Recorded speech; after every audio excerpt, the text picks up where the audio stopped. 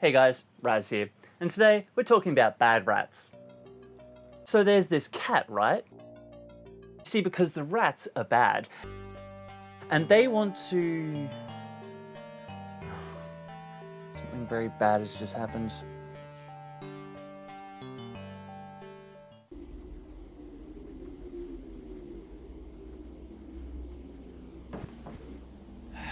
Great, what have you done this time? Me? What did I do?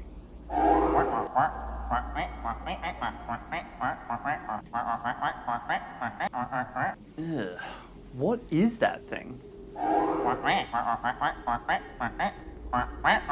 Wait, did that thing just say sacrifice? I don't know, man. I can't understand a thing it's saying. You gotta read the subtitles.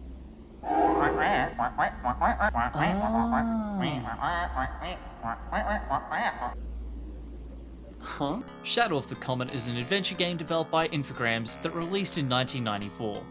This was only a year after releasing Alone in the Dark, which was not only the first 3D survival horror game, but went on to become a huge influence in the horror genre and a classic in its own right. It also proved there was a market for horror-themed adventure games. This prompted Infogrames to team up with Chaosium, the publishers of the Call of Cthulhu role-playing game, to make the first official Call of Cthulhu video game. This title was initially intended for Alone in the Dark. However, Chaosium rebuffed the license, stating that it deviated too far from Lovecraft's works. But don't let the term adventure game fool you. This isn't like Sam & Max or King's Quest. Comet's not here to entertain you, it's here to hurt you. Well, that's not entirely true. It's just that Comet's idea of fun is, well, more similar to that of a Cenobites. What's your pleasure, sir? Shadow of the Comet is brutally cryptic, often confusingly indirect, and features some grueling sequences of trial and error that will test your wits and try your patience. Even by adventure game standards, some of these solutions are utterly baffling.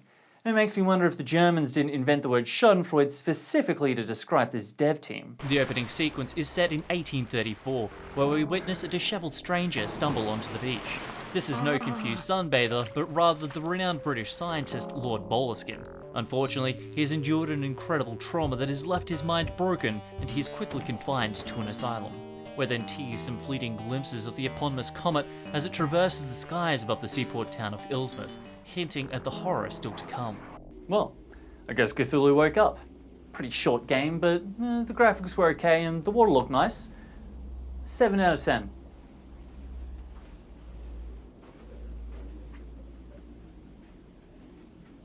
Oh, fuck. We fast forward to the present day of 1910, where we meet our protagonist Jonathan Parker, a budding journalist with a fascination in astrology. Wait, who the hell is John T. Carter? Turns out Infogrames forgot to update the packaging before the final release. I'm starting to get jank vibes here. Yeah, speaking of jank, you're probably wondering why some of these clips look weird. This issue is caused by DOSBox when a game runs at a faster FPS than its animations were intended to run, a common problem on modern machines. I did try multiple workarounds, but unfortunately couldn't get it resolved. Very odd indeed. Fortunately, I had to play it like this, so now you have to watch it like this. Sorry. Parker requests funding for a trip to the town of Ilsmouth, where he hopes to document the passing of Halley's Comet, as well as follow the ill-fated trail of Lord Boleskine, who went mad tracking the comet's previous passing some 76 years ago. He soon arrives at Ilsmouth, 3 days ahead of the comet's passing, where he is greeted by the town mayor and Vincent Price. Mr. Parker, I presume? Fortunately, one of my major gripes with Comet is also the first thing I noticed. The controls are just clunky as hell. While there is mouse support, at least in the CD re-release, it's very finicky and painful to use. I'd recommend sticking with the keyboard for the most part, but even then the controls aren't any less intuitive, with such keybinds as U for inventory, I for journal, and O for use item. I can't count how many times I opened up the journal when trying to open up the inventory. You know, on account of all the traumatic brain damage caused by the constant face palming. Well, let's see what I have to say for myself. The photographic plates haven't arrived with the rest of my luggage. Nope, boring. Let's go explore the town and make our introductions like the proper upstanding gentlemen we are. The townsfolk are a curious lot. Some are friendly, most are evasive, and a few are downright shifty. This may sound all too familiar to those of you aware of Lovecraft's Shadow over Innsmouth, but Comet quickly subverts these normal tropes and offers a more dense and more creative narrative. Interestingly enough, the entire town is fully voiced. You want to do some hunting, maybe? Each character sounds and speaks in a unique way, What is it you're wanting to photograph? giving each NPC a layer of depth that helps build the atmosphere Don't mention that name to me. and make the story all the more compelling. There you are at last, Mr. Parker. Well, okay, almost all of them. He was not pressing his lips, Aunt. The soundtrack is also surprisingly effective in this regard, and while Comet only features 4 tracks, each works valiantly to build the game's often foreboding mood. Especially the main theme, which, while featured predominantly, never becomes grating in its repetition. In fact, it's kinda catchy. As we work to uncover the secret history of Boleskin's failed expedition, it doesn't take long for Comet to start throwing curveballs. The puzzles quickly escalate from tricky to fiendish, and by the end of the first day, I was already completely stumped. You see, I need to take some photos, but my guide ran off with my tripod. I can't leave the forest and chase him down, and all I have in my pockets is a bunch of random trash. Eventually, I threw common sense out the window and resorted to the age-old adventure game method of clicking random shit. God fucking damn it. Turns out Parker's a regular MacGyver. He jerry-rigs a bunch of sticks together and just makes a tripod. I'm wondering if you could fix your amnesia. Well, maybe, but where are we going to find a stick in the middle of an infinite void? After taking the photos, Parker stumbles upon an ancient ritual being performed by a strange and fierce-looking Native American. We are being observed. Fuck, how the hell did he see me? Behold! God damn your eagle eyes! How does he keep seeing me? We Oh, it's not a cutscene. Well, how in the hell was I supposed to know that? Behold! That'd be right, and then he spots me anyway. We narrowly escape the ferocious wizard, but the stress is all too much, and Parker collapses. The next morning, he awakes in his bed, apparently the victim of a weakened heart. Parker quickly heads to the pharmacy for some heart medication, and to develop last night's photos. After all, what could be more relaxing than standing in a red room inhaling noxious chemicals? I don't actually know anything about old-timey photography, so I just picked the things with the longest names and guessed it first try. Now that takes skill. What the photos reveal is too much for Parker's poor constitution to bear, and he is struck down by a sudden case of the fatal vapors. It is only by mere chance that the pharmacist finds Parker in time to save his life. Parker decides to meet with Jug, the local town historian, to discuss last night's events, only to find blood on the floor and another brain tickler to solve. This one took me almost as long as the tripod to figure out, but it's not too difficult, provided you can find all the pieces. Behind a hidden wall, we find Jug leaking people juice all over the carpet. Unfortunately, we don't have any sticks left to assemble into a first aid kit or a medevac chopper. Jug warns us that in 2 days' time, Yog-Sothoth will be summoned. Luckily, we can stop the summoning using a formula described within the dreaded Necronomicon, and luckier still, there just happens to be a copy right there on his desk. Well, let's see here. Yolk sizzling. Summon Yondagoth. Here it is, Yog-Sothoth. Where am I going to get wasp milk at this time of night? After a little detective work, we discover a journal detailing the sordid past of the town and a horrific plot to summon Great Cthulhu. Well, why don't they just call him?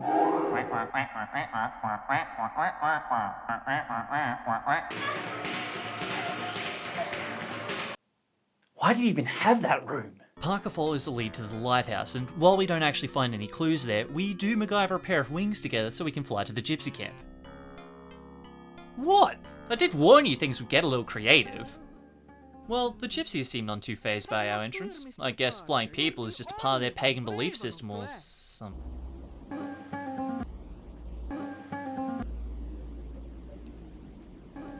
Where was I? Oh, right. The gypsies show Parker a vision in their crystal ball that reveals the history of Ilsmith and Narakamos, the seemingly immortal Indian from last night's fire-twirling exhibition. It seems that Ilsmith was built on the site of an ancient city that worshipped Cthulhu.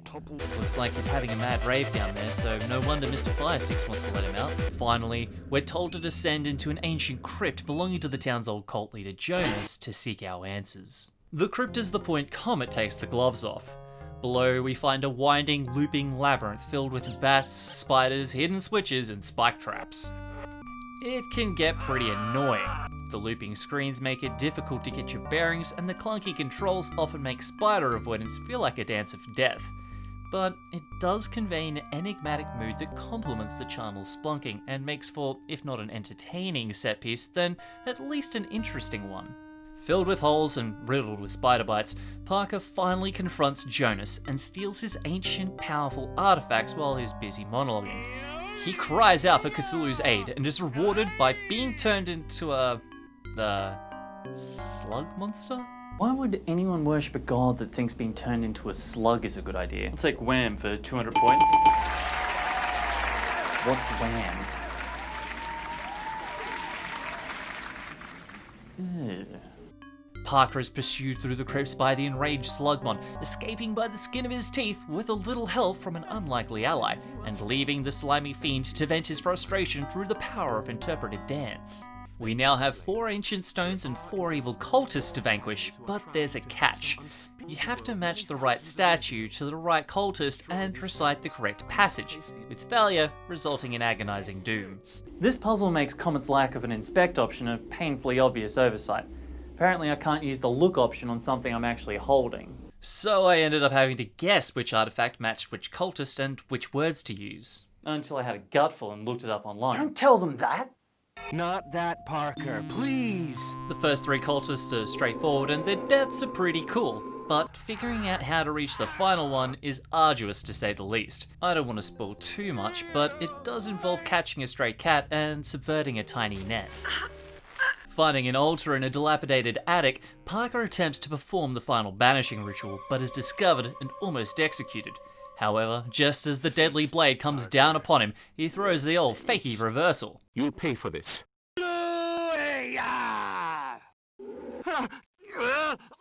And so, with the cultists destroyed, it's time for Parker to pass out again. I'm starting to think Parker may have just forgotten where his hotel is and is too embarrassed to ask directions. He awakens in his bed once more on the dawn of the final day, still needing to destroy Narakamos before tonight's passing of the comet. Parker decides to consult Mr. Underhouse, a friend of Judd's who, in a cruel twist of irony, lives in a top-floor apartment. He directs Parker to retrieve 2 ancient artifacts and speak with a friend of his who may know the whereabouts of Narakamos and his lair. The artifacts, a bow and arrow, are pretty easy to find, but tracking down his Indian ally is a far more bewildering task. The feather on the wood will fly towards me. I don't understand. Feather on the wood. What the hell does that mean? French tickler? Oh, right, of course. Put the feather on a tree stump, turn into a bird, and fly away. It's all so obvious now. Finally, we discover the lair of the Firestarter and battle it out Turok style. This is for Jug. Say hello to Satan for me. With the not-so-immortal cult leader vanquished, we must now quell the stirrings of the impatient Old Ones. Dagon is the first to attempt escape, but is beaten back by a wall of flames. Then Cthulhu tries to reach between the spheres and claim a bloody sacrifice. But how could we ever hope to dismiss the dread priest Cthulhu himself? Here is my ring. It will serve you. Of course. We'll use the ring. Okay. Ah! Oh god, it burns! The great old ones have been dismissed, and all we have left to do is hurry to the cavalry to catch the comet's passing. The comet will be crossing any moment now. Oh god, Yog-Sothoth, the opener of the way! Holy shit! What a way to go. You don't just die, you get completely subsumed into the cosmic spheres of Yog-Sothoth. I mean, depending on your point of view, that's either a really awful or really awesome way to go. Dismissing Yog-Sothoth requires some quick and clever thinking, but nothing nearly as cryptic as some of the game's previous doozies, and overall it makes for a satisfying finale. With Yog-Sothoth dismissed and the cult destroyed, it's time to bid farewell to Ilsmith and deliver the final report of our findings. Well, Mr. Griffith, what do you know of Cthulhu? My brain is full of hurt and bad. Come on, it wasn't that bad. We only had to cheat like 3 times. Stop telling people that! Shadow of the Comet is a great example of old school horror done well. The story makes good use of the Chaosium license, featuring a regular rogues gallery of Lovecraftian nasties, but without resorting to some of the more obvious tropes.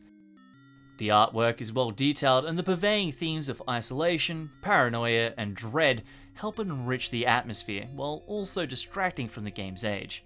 Well, how do we do?